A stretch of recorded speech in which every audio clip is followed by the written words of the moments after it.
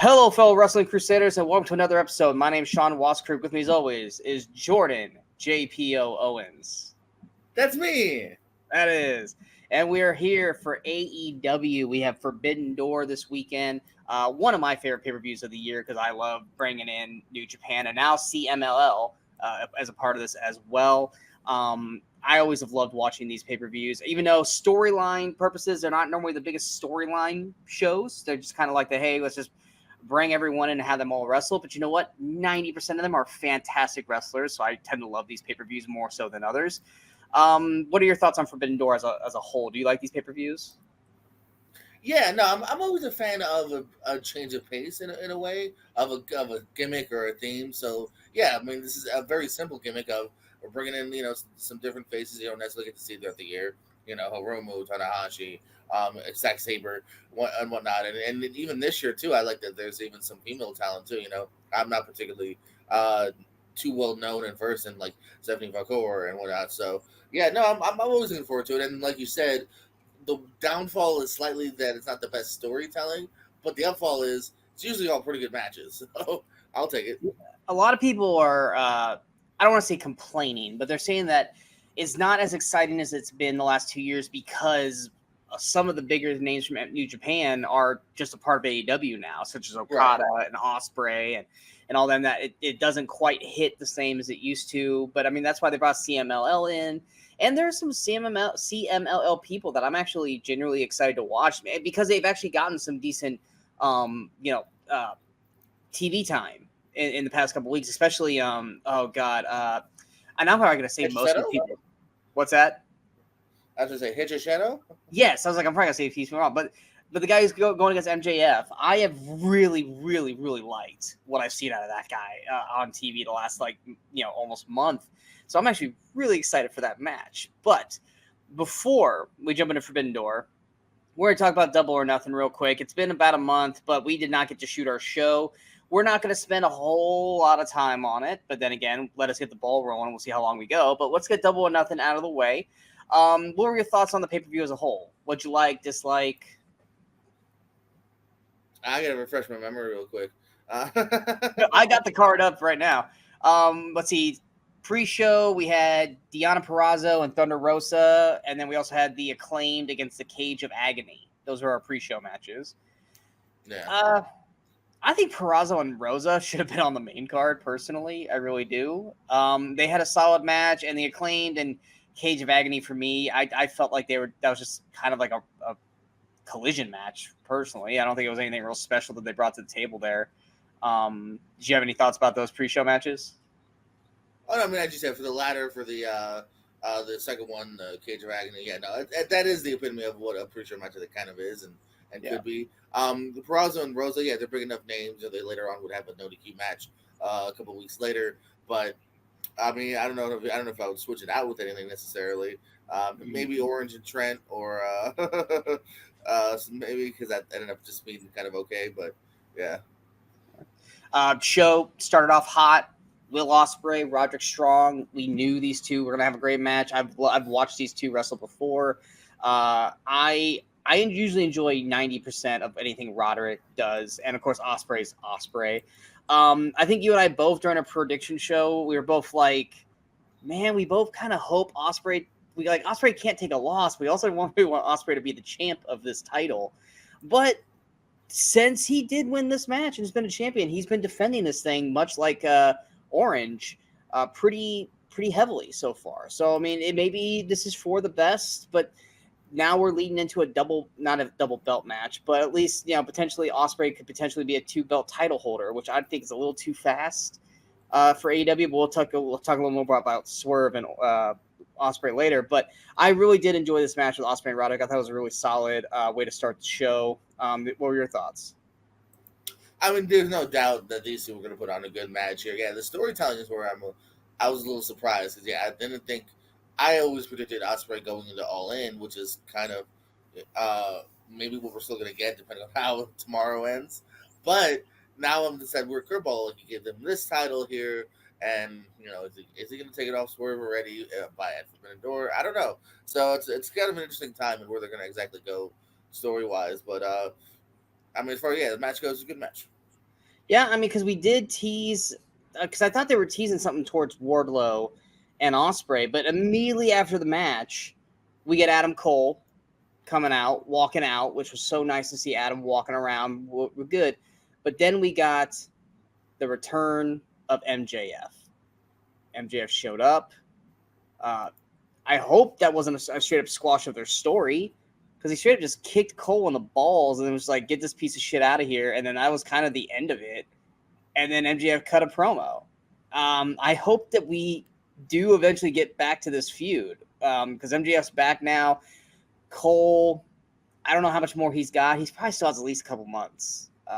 Because I mean, yeah, he's walking around, but he probably isn't in running speed yet for any of this stuff. But yeah, I mean, did you like how they did the comeback for MJF? Do you think they should have held off him, kind of just almost like not squashing, but just kind of diminishing Adam Cole like he was nothing right there? Yeah, I don't know if I really like that.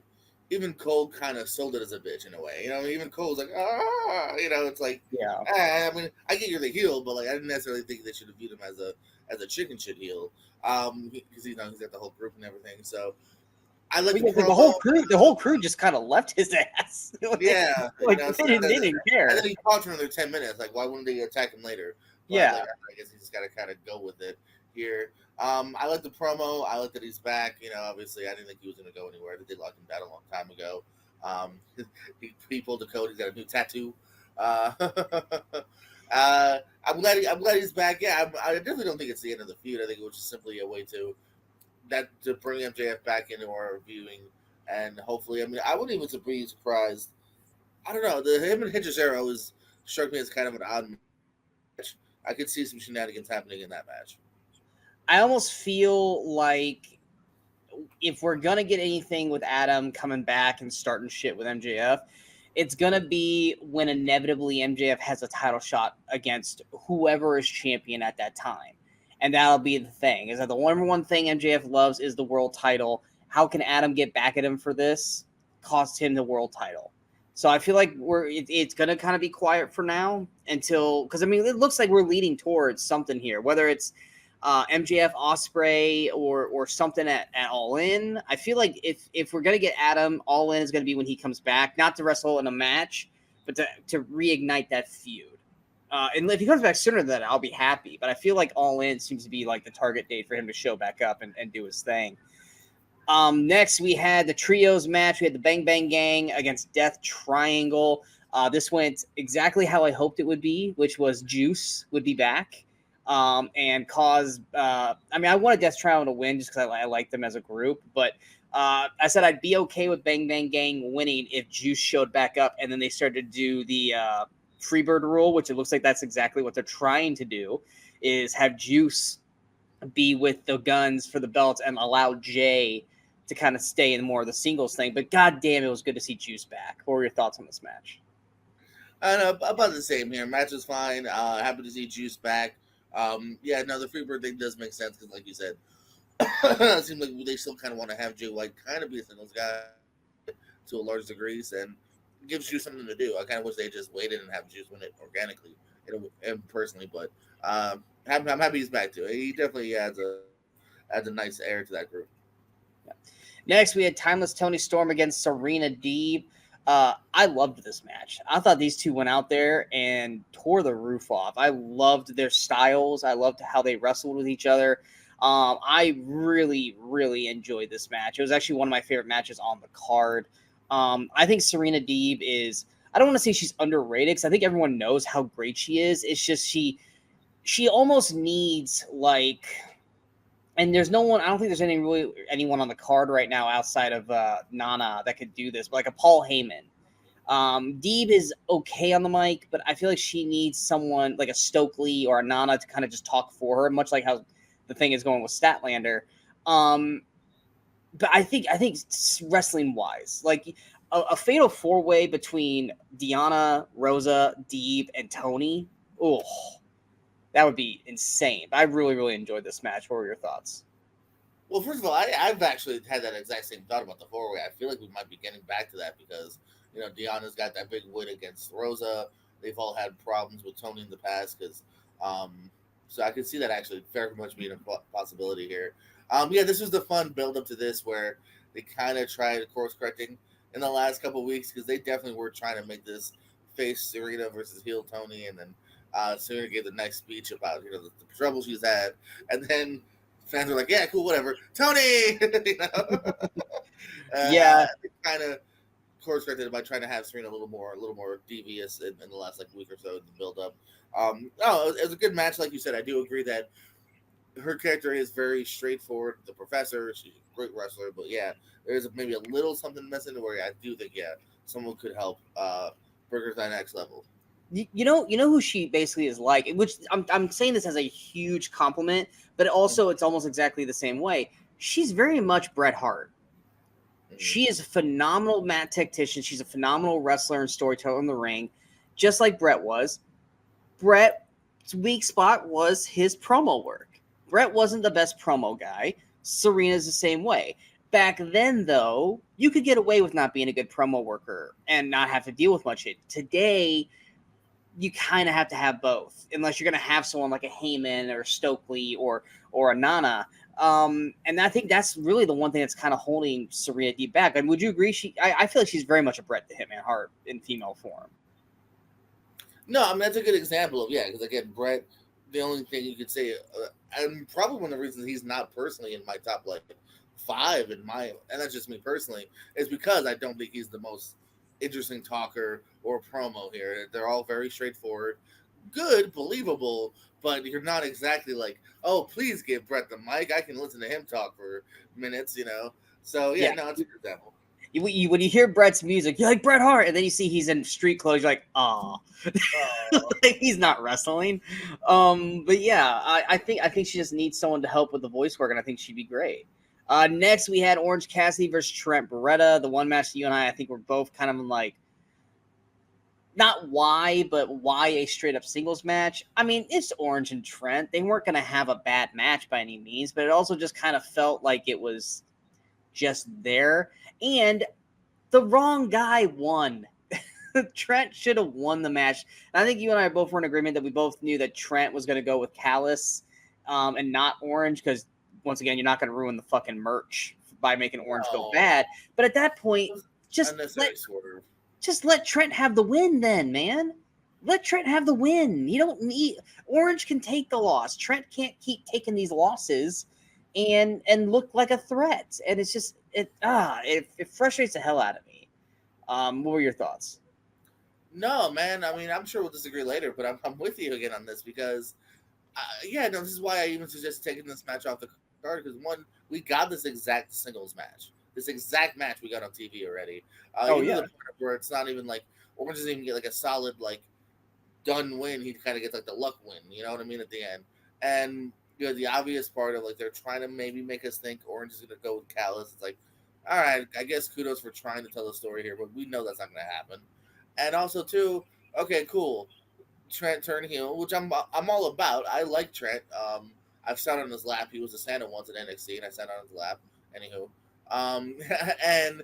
but now it's like, oh, cool, Don. You got Trent, the guy that lost. What a kudos to you and your team.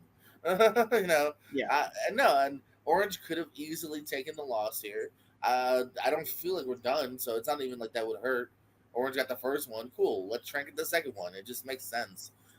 Especially if you're trying to make us care about Trent for the first time in a while, and for the first time ever as a singles. Yeah, because even over the past month since it happened, they're just making Trent kind of come off as a tryhard on Callis.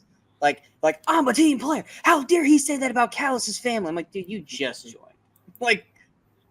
If no one else is freaking out that Ospreay says he doesn't need the Callis family, you need to calm the fuck down. If everyone else is chill, you need to be chill too. It's just it just I like that we're seeing this side of Trent, but I just don't feel like they're doing the best way to make Trent elevate. He has the ability to be elevated, but they're just not doing it the right way.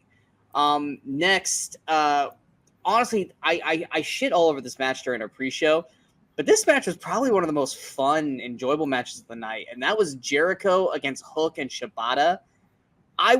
First off, I wasn't expecting a hardcore. I should have, because it's for the FTW belt, but I had so much fun just watching these guys.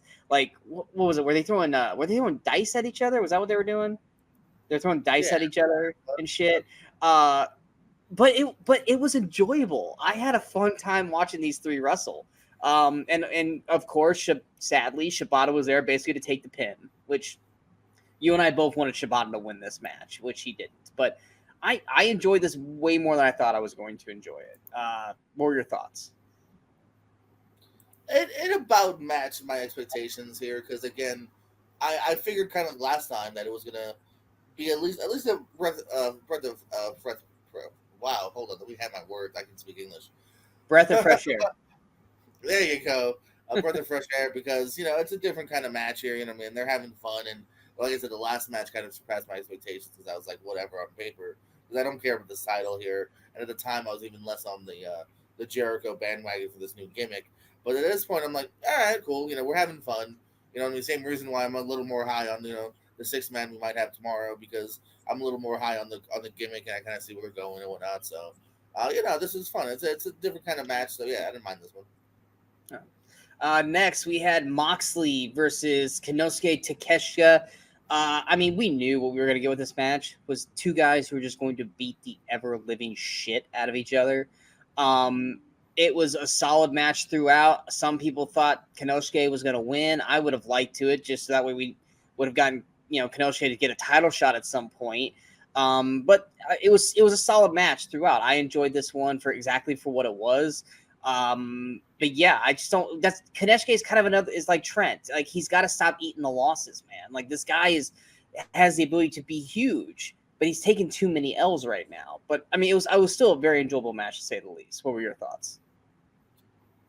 No, I'm with you again here. I think Takeshita is right on that cusp of like you couldn't make something out of him, and maybe we'll talk about that a little bit more later in this show exactly where they could go with Takeshita because and in a case like this.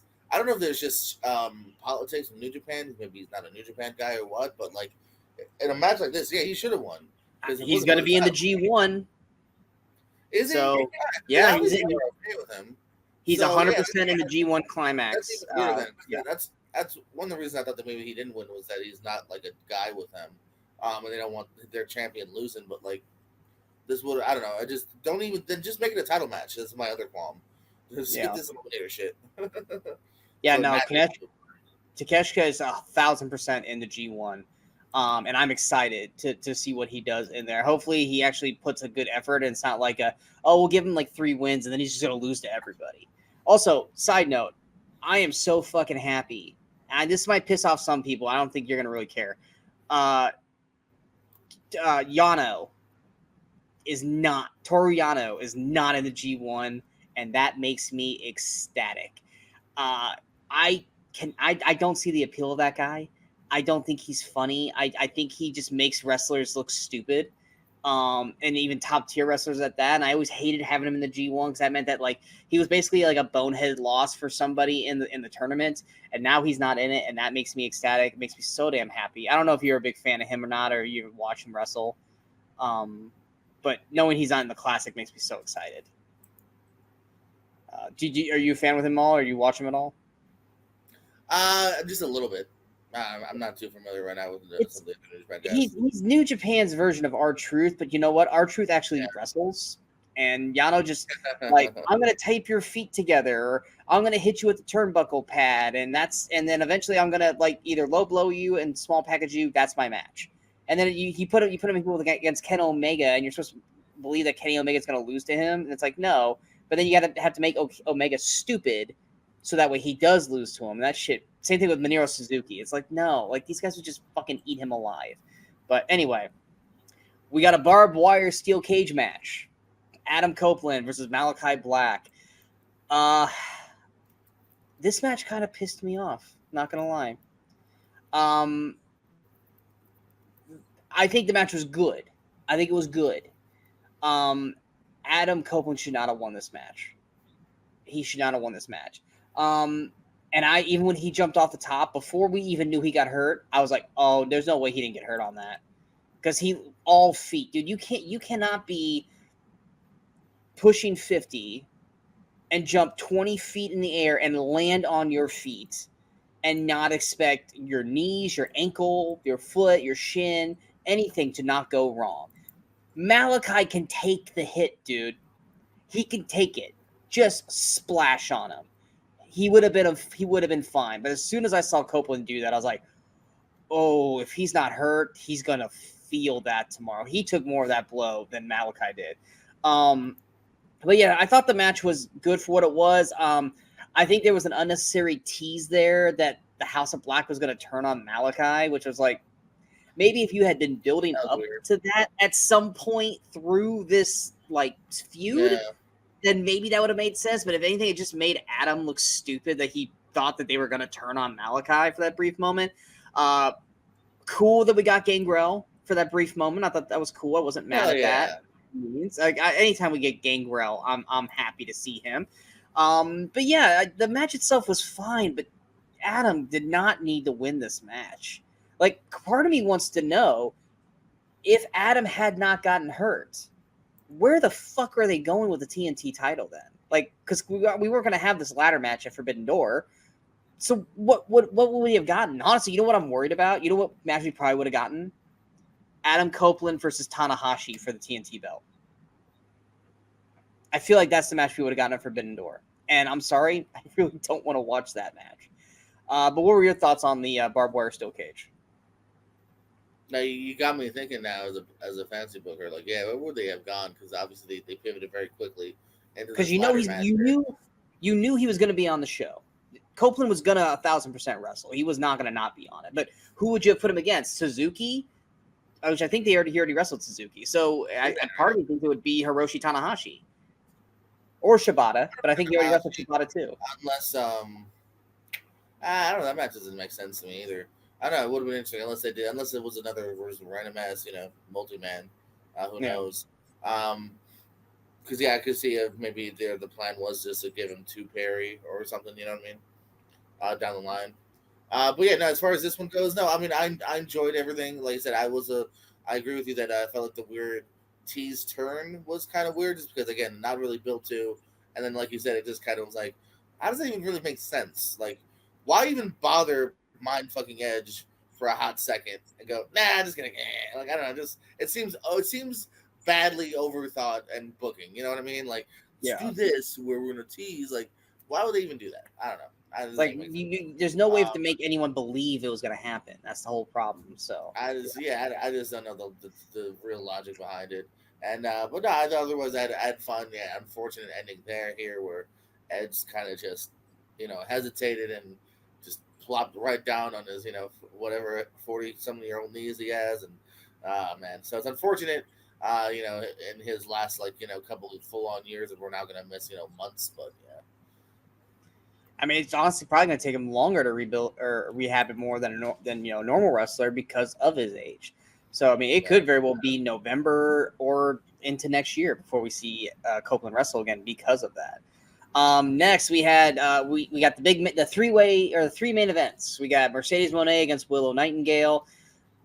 I told you before during the pre-show of this, I was kind of not excited for this match anymore because they just took so long to build, and Moné not wrestling and all this kind of stuff that I really didn't care. But overall, I thought the match was fine. I thought Mercedes had a good first match back. Willow is just growing and growing and growing as a wrestler and a performer every time she's going out there, because I remember the first time Willow showed up, I wasn't all that enthused or excited about her, but she's really grown to me as a character. Mercedes is a good wrestler. She's a real good wrestler. She's one of the better women out there. I think that she kind of rests on her laurels a lot of the time, but I think that night she had something to prove, and she went out there and she put on a good match. The whole turn with Stantlander, I'm not mad at it.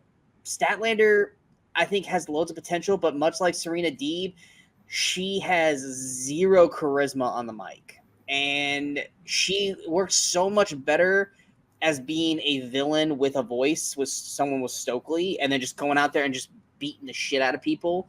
I think this will work so much better for her as a character than where she was at. So I mean, for what it was, I was excited. I was happy with what it got out of it. What were your thoughts? No, I think Mercedes has done a pretty good job of at least in ring quality wise since her return here. I like this match. She's had a couple good TV matches as well, so she's hitting it pretty heavy now that she's back. Um, the unfortunate thing was I think we all definitely knew she wasn't going to lose, so the outcome Yeah. was definitely predetermined. Well, more so than normal, but no, quality wise was fine, and I'm looking forward to her match tomorrow too. Actually, Next, we have the World Championship match. We've got Swerve Strickland versus Christian Cage. Much like you said with Mercedes Moné, we knew Swerve was not going to lose this match. But if anyone's going to bring a good match out of someone, Christian Cage is going to be that person. I enjoyed the match for what it was. There were some great spots in this match that, what was it? Oh, God, it was like a springboard, or Christian was going for a spear or something, and Swerve hit that kick, and like you have like this much space to hit that perfectly, and he hit it beautifully. It was such a gorgeous looking spot. Like I said, I enjoyed this match for what it was, because like I said, I just enjoy Christian so much now compared to where he was at the end of his WWE run. But yeah, there was no chance Swerve was losing this match. What were your thoughts? yeah, no, I mean that is that's funny. I was talking to my friend Zach the other day, and he seems to really be calm down when it's like, oh man, it's obvious. It's like, yeah, unfortunately, that happens in wrestling. You know what I mean? Like, you're gonna have months where the guy just won the title, so he's probably not gonna lose anytime soon. Look at Cody on the other brand, even Damian. It was like not gonna lose on the first tryout. So yeah, Yeah. no, and Christian was kind of brought back, but he's a great in the meantime foil. You know what I mean? I thought they did a good job of the last like 2-3 weeks building this up, some decent enough promos and whatnot. And Christian's such a fun guy right now. I mean, I'm so high on Christian. Hell, if you had told me who I enjoyed more in the year 2023 or early 2024, Christian or Edge, I would have said Edge before as a guest, but Christian's been so damn cool. So no, I was cool with this, and good match here too. Kudos to Christian. I mean, kudos to both of them for putting on these 20-minute matches, and they're both being pretty good. Yeah, I mean, I agree with you on that. If you were going to tell me who's going to be going out there and being the most entertaining, best match Yeah. guy out there between Edge and Christian, I would 1,000% said Edge. But no, Christian has been killing it in every match since he went to AEW, and Edge has had really good matches, but nothing like top tier great, except for when he was with Christian. I'm waiting for that match with Edge. Now, granted, it's going to be even longer now because of the injury. For your buddy, yeah, there's certain matches that, yeah, we already know that this person's going to win. But all that they have to do, their only job going out there, Christian and Swerve, is to give you that split second moment where you go, are they really going to do this? And if they can get that split second out of you, then they succeeded. It's no different than when Undertaker had his streak and was doing all the WrestleMania matches. Like, well, Undertaker's not going to lose. It's the streak. And then, but like, if they can get you for a split second going, are they going to actually have fucking lose this? Then done. You succeeded. And then boom, you go with the rest of the match. Well, of course Undertaker was going to win. Yeah, but they had you for a second. It might have been a quick second, but as long as they had you for a second, then they succeeded at what they were trying to do. And that's what Christian set out to do in this match. And he did. There was a second there where you're like, oh, wow, that's really fucked up. No, okay, yeah, Swerve won, of course. But that's the whole job of a wrestler, is to go out there and suspend that disbelief that the unknowing can happen. And Christian is great at doing that. Last, we had our Anarchy in the Arena. We have the Elite against Team AEW. These matches just don't work without like COVID. This was the perfect COVID match when they could wrestle around the entire Jacksonville Jaguars field and go up and down the arena and do spots inside rooms and shit. Like, I loved those matches then. To me, like, it's not that the match is bad, but there were times like 10 plus minutes and stuff like that. I feel like this was overbooked.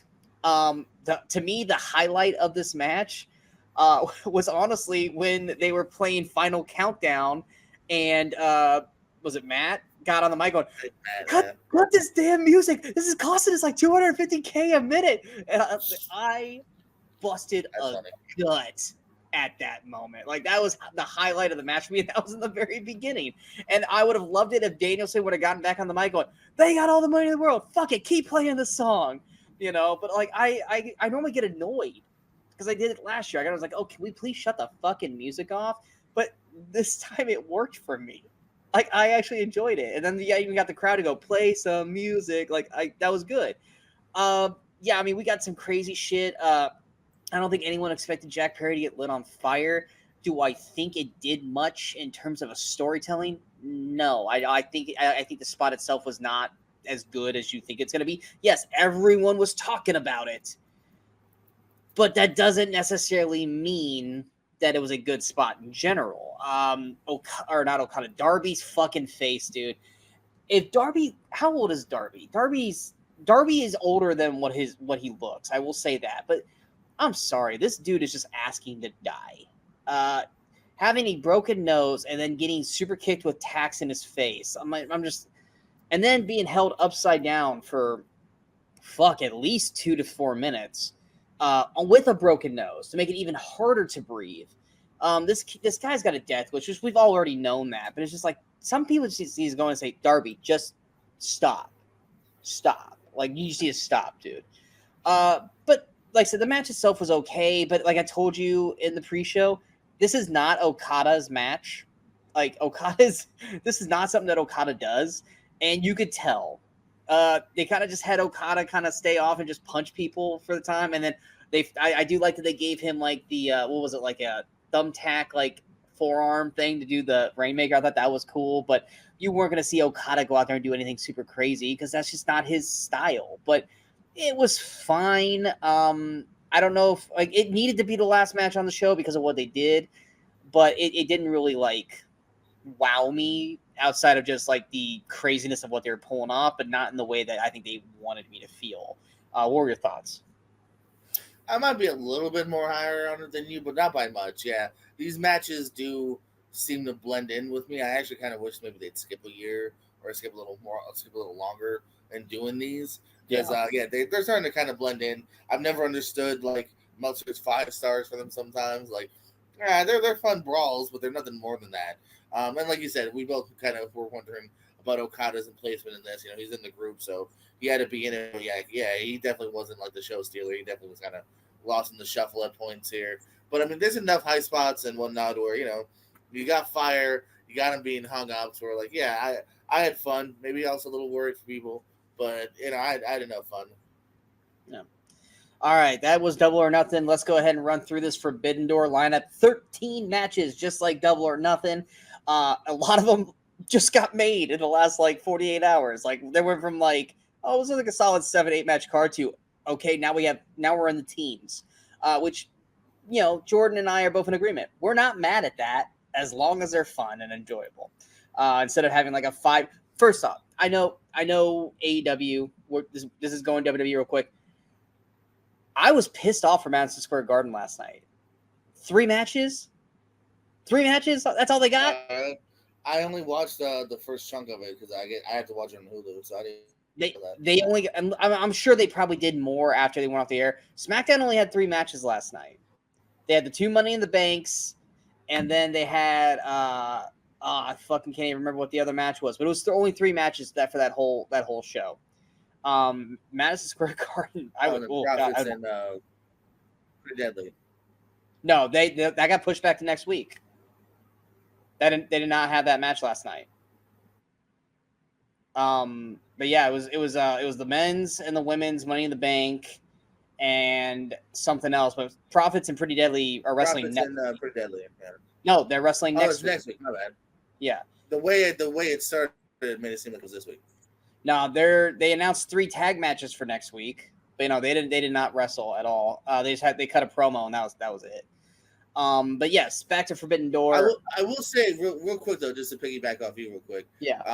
I've always said, even though there's times where WWE is killing it on a pay-per-view or in storyline, if I'm spending money on a TV taping, I trust AEW to give me my money's worth 9 times out of 10 on a Dynamite, on a Collision, on a whatever. I am literally not confident in a SmackDown taping a lot of the times. Or I'm more confident. I feel Raw's been better, but SmackDown, it's not. This is not super rare that this has happened where it's like, oh wow, 2 hours and it's been 3 to 5 matches maybe. It was it was 3 Money in the Bank matches. That was the card. It was 2 women's 3-ways and 1 men's 3-way. Yeah. But no, I've always told that too. I was like, because my girlfriend was like, you ever want to go to a Raw or SmackDown? I was like, I'll go if it's in town. I was like, but I'm not gonna travel 3+ hours to a Raw. I go, because you know what happens when they go to commercial? Nothing. They sit around going, and the music plays, and you're just waiting around. I was like, at least when you go to like a live event or stuff, it's matches throughout. You get the show in, get out. I would recommend a house show. I would recommend a house show. Yeah. WWE was here last year for a house show. It was fun as hell. We were in and out in 2.5 hours. And AEW, when they were here, we got Ring of Honor, we got Collision, like we got a lot of wrestling in 4 hours. Whereas with AEW or Raw or SmackDown, unless a match is happening when they go to commercial, if it's like, oh, here's blah blah blah, like I said, SmackDown and Raw both do this. You have someone come out, and then this match is coming up next. Then they come back, backstage segment, then the other wrestler comes out, then they wrestle. And it's like that guy's been in the ring for 10 minutes just waiting for the match to start. Like it's poorly produced and like that. And they've been like that even with Triple H or Vince. They do that shit. It drives me fucking insane. AEW does not do that. Instead, AEW is going to make sure, hey, you paying $50 for the pay-per-view, you're going to get all that and then some, because this is a stacked 13 match pay-per-view here. We've got we have 3 pre-show matches in 0 hour. First off, we got Kris Stantlander against Momo Watanabe, against Willow, Nightingale, and Tam Nakano. I know that a lot of people are going, why are we getting Statlander and Willow on a pre-show? Well, it's because we're fucking getting them in the Owen Hart, tournament. Like, was it Wednesday? Aren't they wrestling on Wednesday in the tournament? No, this is a tag match. This makes perfect sense. No, I know, but this is the first time we're getting Statlander and Willow against each other since the turn. And it's like, well, they're going to have their singles match on Wednesday. Right. For the Owen Hart match. So it's like, that's what I'm saying. Yeah, this is going to be a tease. And if it's booked right, too, like they should really touch very limitedly, Exactly. They should not be. If anything, Statlander should be avoiding Willow at all costs. I don't know much about Momo Watanabe or Tam Nakano, so I really can't speak on them. I know people are really high on Tam Nakano. I know a lot of people freaked out when they said she was in the match, and I mean a good way. Do you have any preference with them? Do you know them much at all, or no? No, Momo's got a cooler sounding name. That's all I got. Does Momo come out in a muumuu? We will find out. I doubt it. Momo, and if she has kids, is she a mama muumuu mamo? I have no idea. But the next pre-show match, though, I think is going to be a pretty awesome match. We got this a couple weeks back on, I want to say it was Dynamite or Collision. I actually really liked the match when we got it. We're getting it again. We got Mariah May versus Saraya. Anytime we can get Saraya, I'm happy. She's wrestling definitely a lighter load, but I do like the addition of Anna Jay now joining her and Harley. The women do need more, and if we can push them up higher, then I'm all for it. Because really, it feels like we have 2 storylines for the women. We've got the Mariah May, Mina Shirakawa, and Toni Storm, and then we got Statlander, Willow, and there's not really a whole lot else. So if Saraya and Harley and Anna Jay could start some shit, I'm totally for it. And we're only maybe a month or 2 away from Britt Baker coming back. So we got to start. We got kind of like that Deanna and Thunder Rosa, but they're not really pushing that up in the forefront in terms of storyline. But I feel like this is going to be another solid match. What are your thoughts on Mariah and Saraya? No, I think this might be a solid pre-show match here. I think Mariah is building her character up kind of nicely, and I'm also kind of not sure who's going to get this one too. I think this one could go either way. I'm pretty sure Saraya won last time. She used her, I forgot what she called her submission hold. The one where she lifts them up when she's like in a squat position. She won with that last time. So I know Saraya won the last one. So if anything, I feel like Mariah May probably will get the win here. Unless they're going to give Saraya another win, then cool. That bumps her up in the ranks a little bit. Our last pre-show 0 hour match, we got Los Ingonables de Japón. We got Yoda, is it Tushi? I don't know. I do like the guy. I haven't watched New Japan enough to get his name in my brain. We got Titan and we got Hiromu Takahashi against the Lucha Brothers and Mystico. I have been waiting since the first Forbidden Door for Hiromu to get on the show. I'm not happy that he's on 0 Hour, but I'm so happy that we got him earlier this week on Dynamite. He's one of my favorites in New Japan. Asking, Hiromu's never done Forbidden Door? No, he's been begging to be on Forbidden Door, and they never booked him because either he was. I think the first Forbidden Door he was hurt, and the second one they just didn't have anything for him. So this is his first time, and I want to say it was Dynamite this week where he wrestled in the 6-man. That was the first time he had been a part of AEW, I think, at all. So yeah, this is definitely his first one. So I'm excited that Hiromu is going to be a part of it. Yoda is a guy who has so much potential to be the new ace of New Japan. We're in a transition phase. I feel like New Japan now. We got him and Shota, but I think Shota just got hurt, so he was going to be on the show, but I don't think he's going to be on the show now. Those two guys are looking like the new Okada and Hiroshi. So they're a couple years out from it, but we're getting a rebirth of the youth through them, and Yoda is one of those people. And of course, you got Penta and Rey. We know what we're going to get out of them in the best way possible. There's now, rummaging and teasing that Penta may go to WWE when his contract expires here in a couple months. I don't know if I'd want that because I feel like he would just be like really cool for 3 weeks and then he would just kind of fall into the background, much like he does in AEW. Sadly, Penta deserves more than what he gets.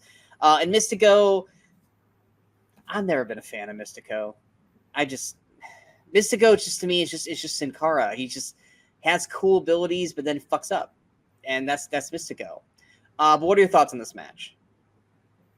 No, this match I actually really look forward to. Like you said, I like Hiromu. He's actually someone I am familiar with. So yeah, I was surprised to hear that they never really found room for him or he's been hurt. So I wish they had given him a juicier match. Like this could have been a really cool. Like, oh man, I'm trying to think of like a really good. Like, I don't know. There's a few people you could have had a really good one with, but this will be cool. Got to see a little bit more of a Titan. And now it makes me wonder too who's going to walk out with the victory because I kind of thought Lucha Brothers would because they're the signed guys, but now there's a little bit more mystery to it.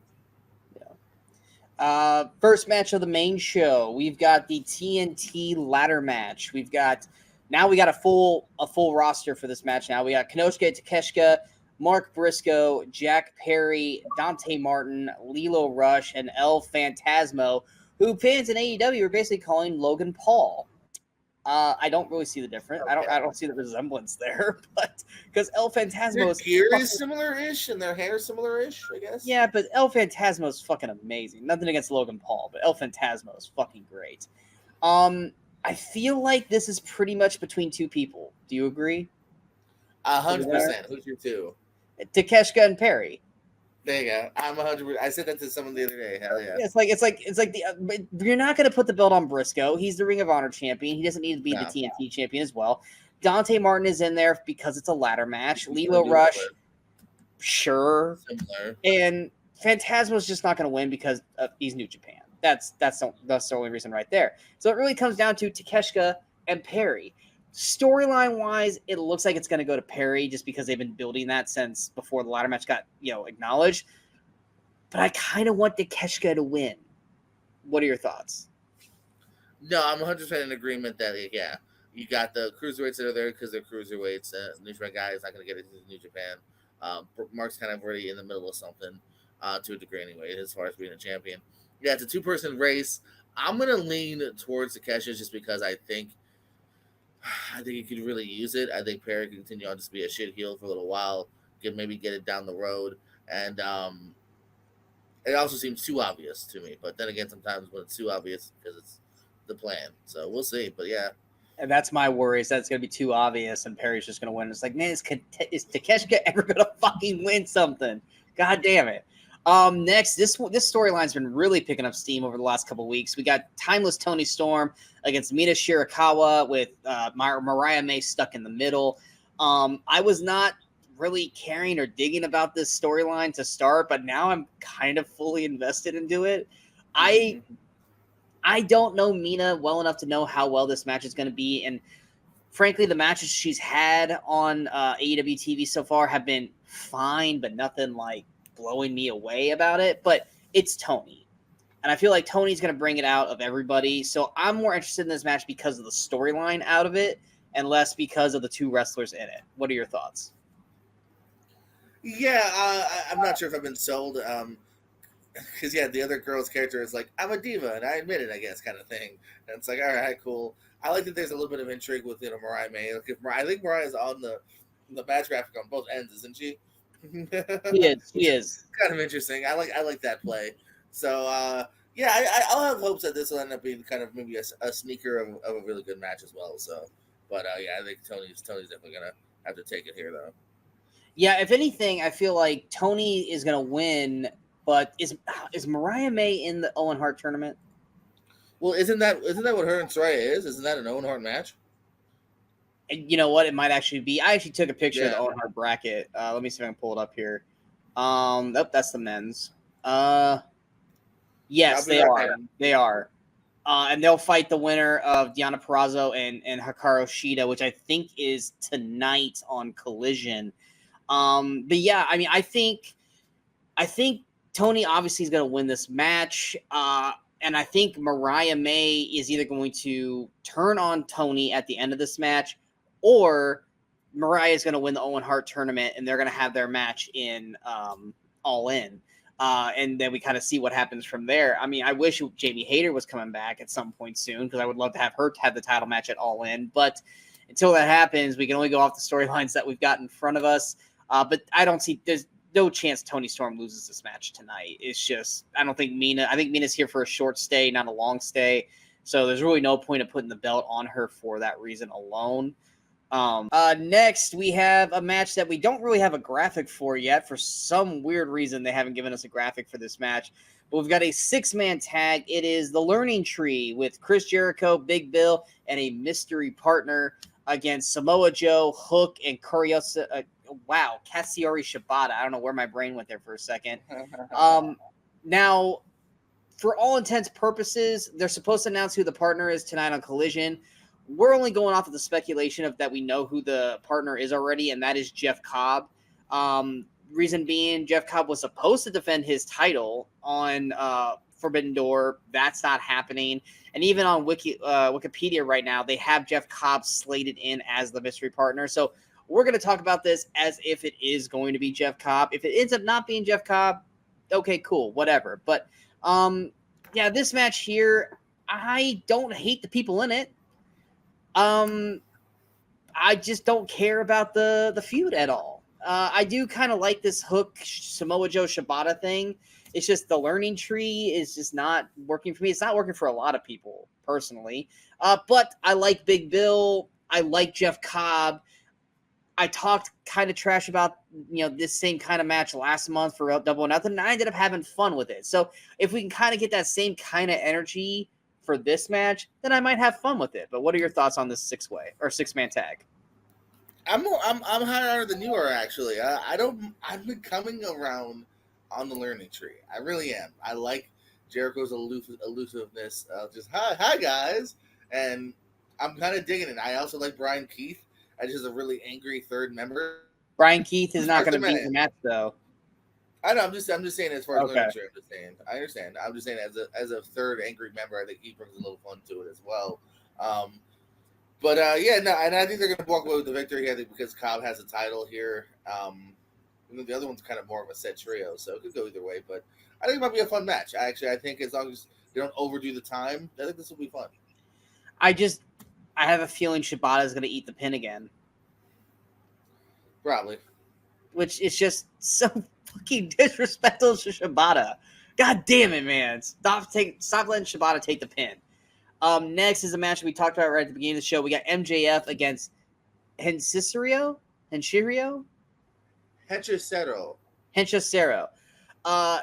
This guy, I have been super high on, and every time I've seen him, like he came in and it looked like he was just okay. Here's another masked luchador, kind of thing. But his moveset is fluid.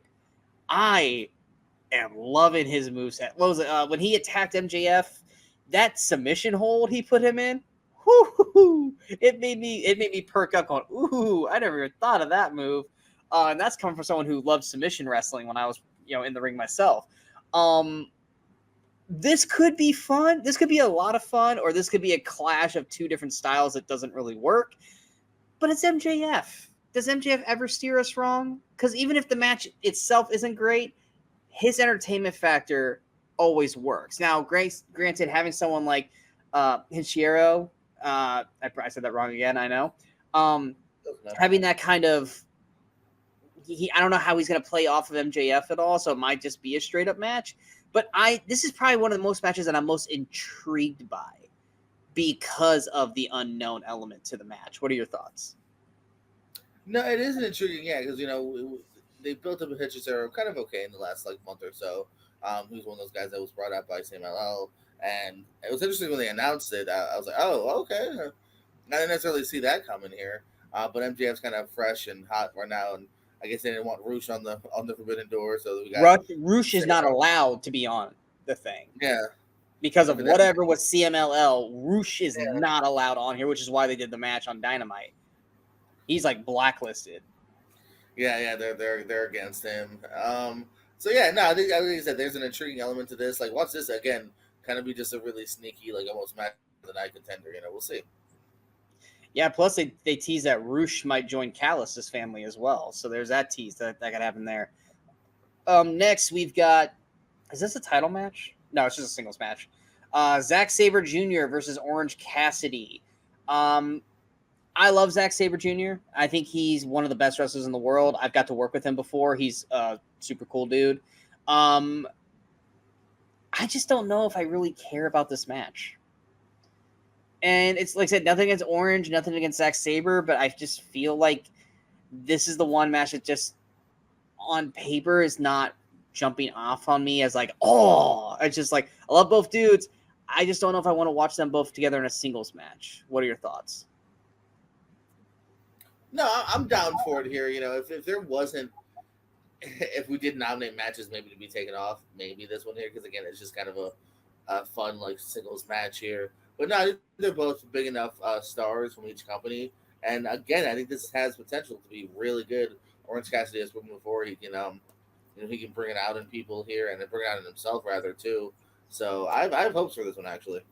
In all honesty, if I had the ability to change booking, I would put Zack Sabre, and I'd switch Zack Sabre and Jeff Cobb. I'd put Jeff Cobb against Cassidy and Zack Sabre in the 6-man with Jericho and Big Bill. So that way you get Samoa Joe with Sabre, Hook with Sabre, and Shibata with Sabre. That's what I would do personally. Because Jeff Cobb and Orange Cassidy, I think, is a lot more fun of a match. Really? I disagree. I do. Jeff Cobb's a big boy who's just gonna chuck people around. Which is why I think it would work much more fun with Cassidy. Oh no, I think Cassidy is better in a back and forth environment. And I think I want to see Sabre and Joe. I want to see Sabre and Joe mix it up. And I loved watching Sabre and Shibata wrestle. So I that's kind of where I'm at with that. Next, the New Japan IWGP Heavyweight Championship. We got Jon Moxley against Tetsuya Naito. I love this match. I love Moxley. I love Naito. I smell a title change. I smell Naito taking this title off of Moxley. Because Naito is one of New Japan's top dogs. I feel, but the only thing that's keeping me from going 100% that Naito's winning the belt here is that it's not on a New Japan show and that it's on AEW. But I feel like if you want to establish this pay-per-view as something big, this is that match to make it feel big and important, is by having Naito win the title here. What are your thoughts? Do you want to know the problem I have with what you just said? What part? Is that I wanted to say it first. Okay, I was like, what did I say wrong? Because you took the words from my mouth here. I think so far we've never had a big title change, as in New Japan on AEW territory, and especially for Forbidden Door. And I'm talking this is the top I belt. think actually no, scratch that. Last year Ospreay beat Omega for the US title. That one. But this is the world fucking title. It's That's what different. I'm saying. Like, I do think that this will show that this is possible. It's never really even been, I feel, even like a possibility in the past. Like, anytime they've done it, it's like, all right, again, it's like, that should be a fun match. He's definitely retaining. This is finally a time where Naito's big enough. It's kind of a feud in a way because these two have had a hard fought match before. Like, yeah, why not? Show us that this is possible at Forbidden Door, because now, if you do it this way, I'll be more invested in the future going, I at least know it's possible, versus, well, it's just never going to happen because they just simply don't want to do that. So, yeah, no, I'm in agreement with that. I mean, it is Moxley, though, and it is another company where I'm definitely not like 100 on it by any means. But yeah, if I'm swaying and I'm making a choice, I'm saying Naito. Next, we got Mercedes Moné against Stephanie. Is it Vakir? Again, Vakor. Yeah, I'm not 100%. I have not really been following New Japan all that much this year, or basically since they started the women's division, which is nothing against that. I kind of just lost. I stopped having my New Japan World account, so I'm not watching New Japan as much as I once did. And that was like right when the women's title started running through. So I really don't know much at all about Stephanie. I like her look. We haven't really got any matches with her yet on TV, so I can't really even see how. Which I thought was a missed opportunity. Yeah, Unless she's like milking an injury. Not milking, but like, put her something. on fucking Collision or Rampage. Show me why I'm supposed to care, because no offense, I'm like you, and I'm probably even worse off than you. I just haven't watched in a very long time, so I'm sold on the accolades, but I want to physically see why she's such a threat to Mercedes. Well, yeah, and then once again, much like when we talked about with Backlash with Cody against Logan Paul, as soon as you make it a double belt match, you pretty much have put this match already in the we already know what's going to happen phase. Mercedes just won the TBS title, and she lost the New Japan Strong Belt because she broke her ankle. This is basically Mercedes getting the belt back.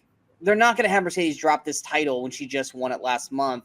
And I don't know enough about Stephanie to dignify whether or not she's strong enough to take on Moné in terms of storyline, outside of that she's that champion. But this is probably the most easy pick of the night for me. Is Moné's winning this match and she's getting both belts because A, it's fucking Moné and they're going to give her the world, but two, she never lost the title to begin with. Well, no, she did lose it. She lost it to Willow, but was she supposed to lose it to Willow? No, she probably wasn't supposed to lose it. She broke her ankle and they had to call an audible. So I feel like this is just like the easiest pick of the night for me. I want this to be really good. I want to go into this match going, damn, that Stephanie girl is fucking great. I want to see that from her. I don't want to watch this going, okay, can we just get this over with? I would love to be like, dude, these girls are going, which I hope that's what we're going to get. I would feel because of the match itself, we're going to get that. But yeah, I can't speak on Stephanie because they haven't fucking booked her. Fucking put her in a match against like Lady Frost or something like that. Just book her so we can see what she looks like, which we're not going to get because I already know the card for Collision tonight and she's not on it. Next, we've got the Elite, the Young Bucks and Okada. I didn't say anything, but that's okay. Oh, I thought you already spoke. No, go ahead then. Go ahead. I thought you already spoke. Go ahead. No, you're good. I was just gonna say, yeah, no, I think Mercedes, because it's a dual belt. Also, too, don't forget Mercedes is also that strong title is usually defended in the U.S. So it's gonna be save them on a flight, you know what I mean, or at least an international flight to get Mercedes over on their bigger shows and whatnot, and finally give Mercedes that longer reign that she probably wanted before anyway. I don't even know who the current New Japan Women's Champion is, because it's not the strong title, because that's just separate. But I'm looking it up right now. Because I'm just curious. Mayu Iwatani. I don't even think she's not booked on this show. That is who the current champion is. Yeah, she's definitely not booked on this show. Yeah, nope. Okay. Anything else, or do you want to move to the next match? No, we're good. Okay. All right. Yeah. So, like I said, next is the Elite against Scissor Ace, the Acclaimed, and Hiroshi Tanahashi. I know for me, the selling point here is Okada and Hiroshi again, because this is the name any big time feud in WWE history. This is Okada and Hiroshi. You know, Cena Edge, Cena Orton. Those are probably his two big, or Cena Triple H. That is what Okada and Hiroshi are in New Japan. They've swapped the belts like 6 times. They've wrestled like 50 million times over there. This is the biggest New Japan rivalry in their history to a point. But Hiroshi doesn't move well anymore. His knees are shot. They don't really bend like they're supposed to bend anymore. And you can see that when he runs. I don't really care to watch this match because every time I watch Hiroshi now, I just kind of feel a little sad. This is an easy win. Obviously, the Elite are winning. The Acclaim for me have just kind of fallen off for me. I just don't really care about the Acclaimed anymore. I can't tell if they're trying to turn Max heel or just be more edgy. Like I don't know where they're going. They just feel aimless right now. And now they're supposed to have like a title shot against the Young Bucks. We know they're not going to win it. So it just kind of feels like they're just treading water for me. What are your thoughts? It's another one too. Yeah, this is just to get all these important people on the card here. I'm sure the match will be fine. I'm not totally invested in it. I would have even preferred just to have a nice Okada Tanahashi Continental title match here. Yeah. One where I've been another pay-per-view, another 2 shows in a row now. Okada hasn't defended this new title. So I mean, he's defended it on TV though. He just defended it last week. 2 pay-per-views in a row is all I'm saying. Oh, he was in the fucking Scramble Madness, and now he's in this. So, and same thing with the Bucks. Like, there's now 2 pay-per-views in a row. We don't have a tag title match on. You know what I mean? So, how fun would it have been for Bucks versus Hiromu and Titan or somebody? You know what I'm saying? So, I just think there could have been more interesting matches. Save the Acclaimed stuff for later. You know what I mean, and whatnot. But I'm sure we'll be fine. But yeah, I'm not exactly that invested in this particular match. Yeah, I mean it's while funny, Okada's bread and butter right now is saying bitch. It's funny when he says it, but it's fun. It's fucking Okada. Come on, guys. Next, this match, I feel like is going to be one of the best matches on the card. It's for the Owen Hart tournament. Bryan Danielson against Shingo Takagi.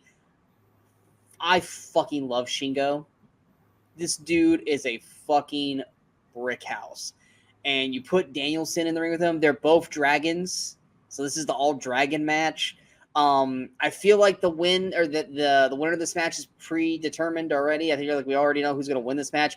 But you know what? I don't care. As long as they go out there and put on a fucking banger, I am there to watch Danielson and Shingo fight forever. What are your thoughts?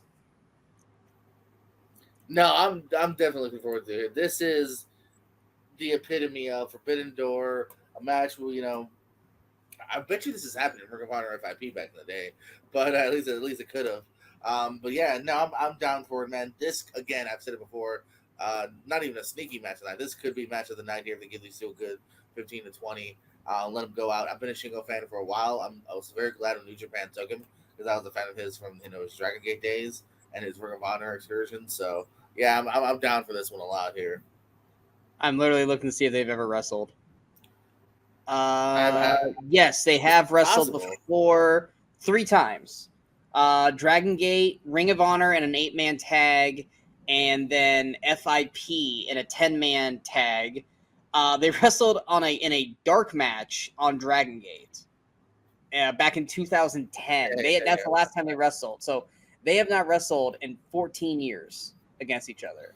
Oh yeah, that's their only singles match too. It looks like yeah. And it was a dark match. So let these guys fucking Where did it say dark match? It says I'm on Internet Wrestling Database and it says match type and it just says I'm on cage match. Okay, well, it says dark for match types. I'm assuming that's a dark match.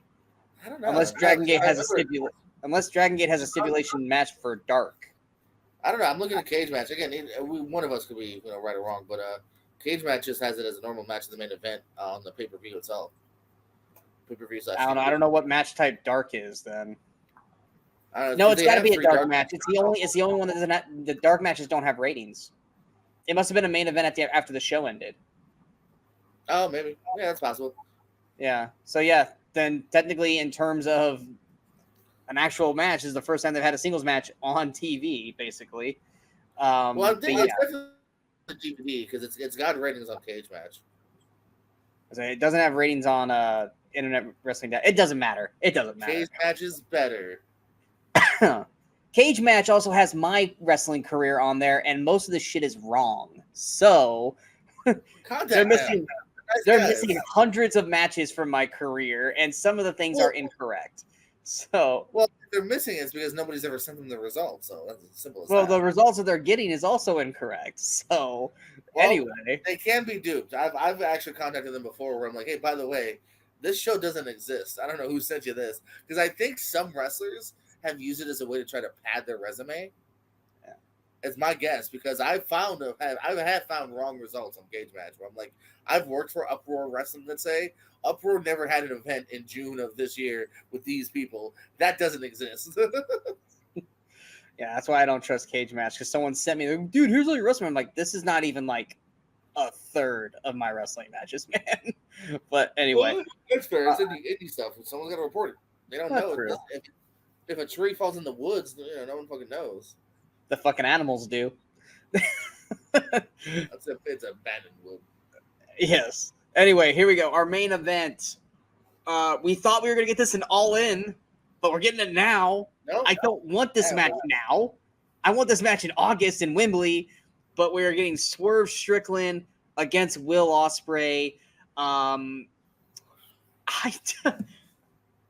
The right money is that they're not dropping the belt from Swerve yet, but Ospreay is winning everything.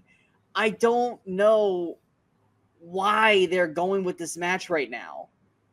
If anything, do Okada against Swerve, because it's Forbidden Door. I don't like that this match is happening this soon. I felt like they've rushed this story.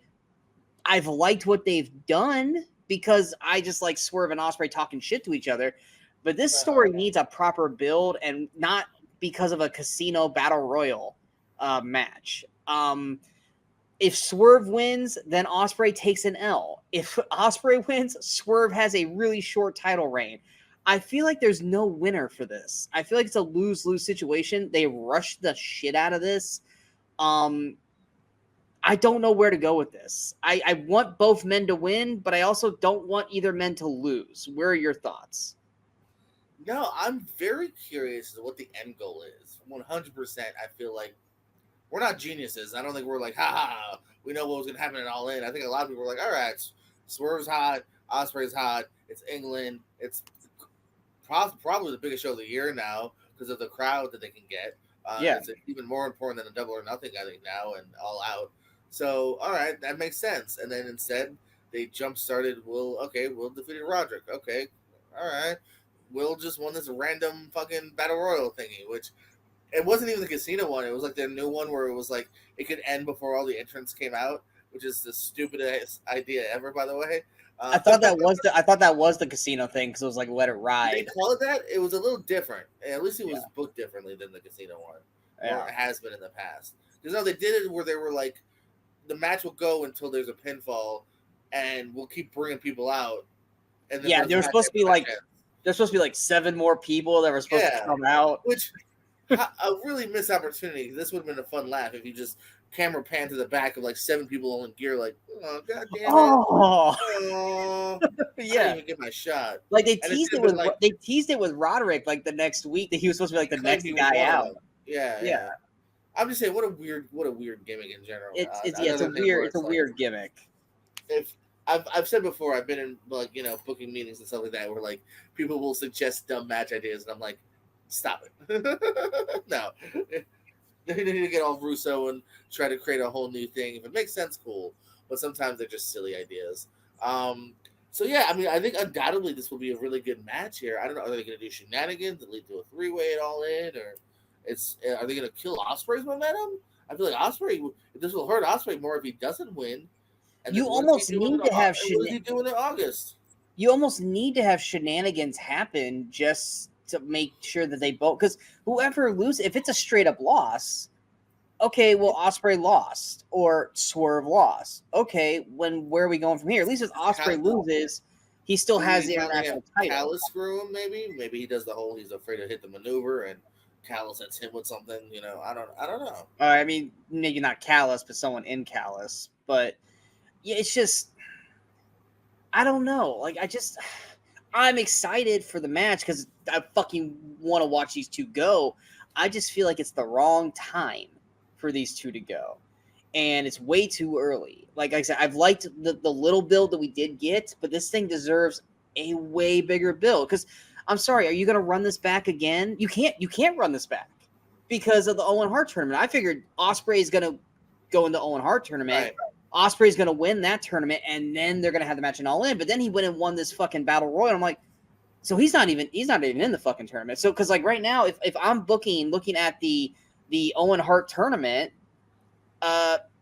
Danielson's winning this thing, and Danielson's going to All In. Is Danielson going to wrestle Swerve, or is he going to wrestle Ospreay now? I'm trying to think of logistically what's the better matchup, Ospreay Danielson or Swerve Danielson.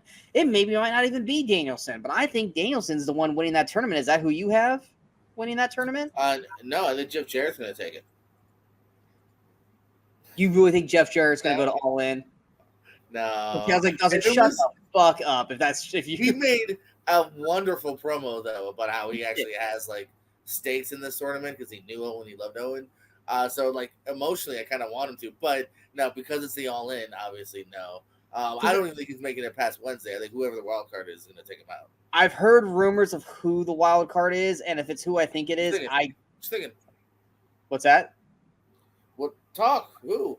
Oh, I thought you said you knew who too. I was. No, I don't think I've heard anything. I've heard Jake Hager. Yeah. Why? Exactly my fucking point. Why? I will be gobsmacked if it's Hager. Because if it's Hager, just announce Hager and put Jarrett through to the second round. Like honestly, you know what I think would be if we're trying to do something storyline wise, you know who the best person would be for that is fucking Jay Lethal. Yeah. Because they've been teasing this whole Jay Lethal, Jeff Jarrett are going to fight each other thing for months, and they've done nothing with it.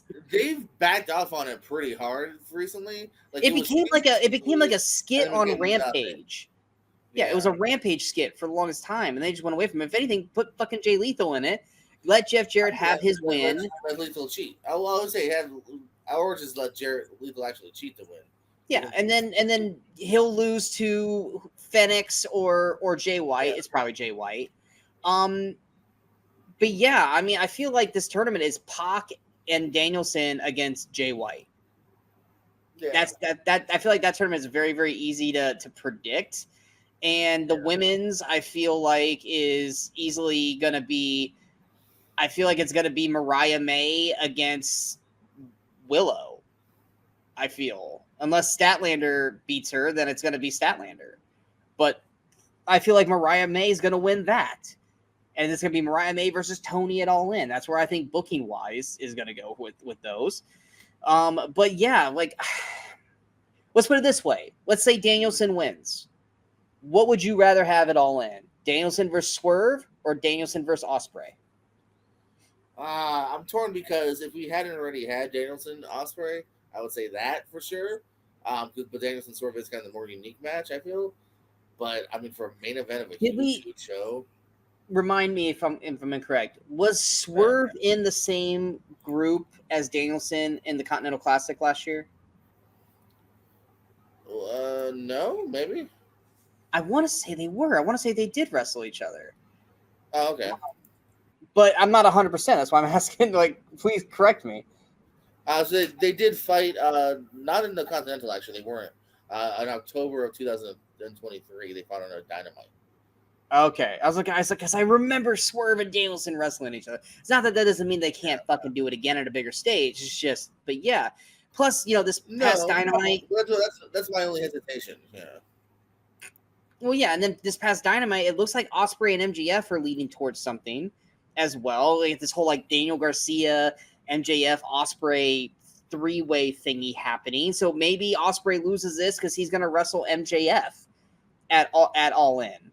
But then MJF started to book Garcia versus MJF at All In, which I'm sorry, I don't really care about that match. I don't. Nothing against Garcia. If I got to choose between Ospreay MJF or Ospreay Garcia, I'm picking Ospreay and MJF personally. That's the match I'd rather want to see. But so at the end of the day, do you think Swerve retains or do you think Ospreay takes it?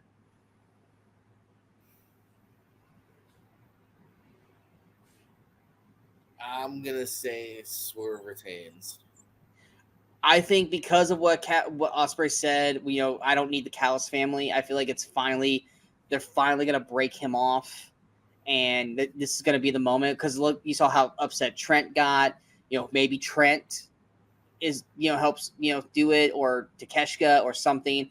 But I would be utterly shocked if Swerve drops this belt right now after the build they gave Swerve to win this damn title, to only drop it right away to Ospreay.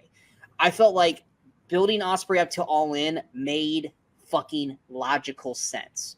And now they're just giving Ospreay the farm. It's kind of like what they were doing with Lyra Valkyrie in WWE. It was like, well, man, she fucking just got drafted and she's fucking beating everybody. Ospreay's coming in and just beating everybody. And it's getting to get to a point where, unless you're going to turn him heel, you're going to start pissing people off. Yeah. You're gonna start getting angry heat and not good heat because of this. It's the Roman Reigns effect to a point, but Swerve cannot lose this match. I don't see how this is going to be good if Swerve loses this. They need to go out there and tear the fucking roof off the place, which I know they will. But I'm sorry, Ospreay has to lose. He has to lose this match. Because then, cool, is he just going to defend both belts? No, he's not. Swerve has to win this match. Anyway, anything else you'd like to add before we end this? For Forbidden Door, anyway. No, I mean, I'll give enough props where it's due. I think there's enough, I'm wondering how the outcomes are going to be. I think there's definitely enough for match quality. I didn't even have to rhyme, but it did. So no, I'm excited for the show. I think it'll be fun. Oh yeah, it's like I said, it's Forbidden Door. It's going to be fun. Right before we go, even though it's not AEW, let's give a quick fantasy wrestling update. It's been 2 weeks. So, like I said, we were just coming out of Clash at the Castle. Jordan won after that. But it has been smooth sailing for Sean the last 2 weeks. I won week 7, 289 to 225. Jordan's top performers that week were Cody Rhodes, Carlito, and Sheamus. And mine were Jey Uso, Solo Sikoa, and Io Sky. And after last night's SmackDown, I also won week 8 by a score of 275 to 224. Jordan's top performers were Naomi, Awesome Truth, and Chad Gable, coming off of his death that week prior. And my top performers were Finn Balor, JD McDonough, and Tiffany Stratton. That puts me at a 5-3 record to Jordan's 3-5 record. But going to our season ranking, I am back in the lead now with a 28-33 score to a 27-76 score. Jordan's top 3 for the season have not changed. It is Cody, Bianca, and Gunther. Mine has changed as Finn Balor has now jumped into the mix, knocking Tama Tonga and Randy Orton out, as it is now Priest, Balor, and Nia Jax, who have been my top proprietors for the season. Like I said, after Money in the Bank, we're going to do kind of a supplement draft because there are a good amount of new people that have joined the company since we started this thing. So we're going to be adding some faces. He's obviously going to be losing Ricochet. I'm going to be losing Dijak because they're fucking leaving, but we're going to be adding some people to our rosters, but it is still going strong.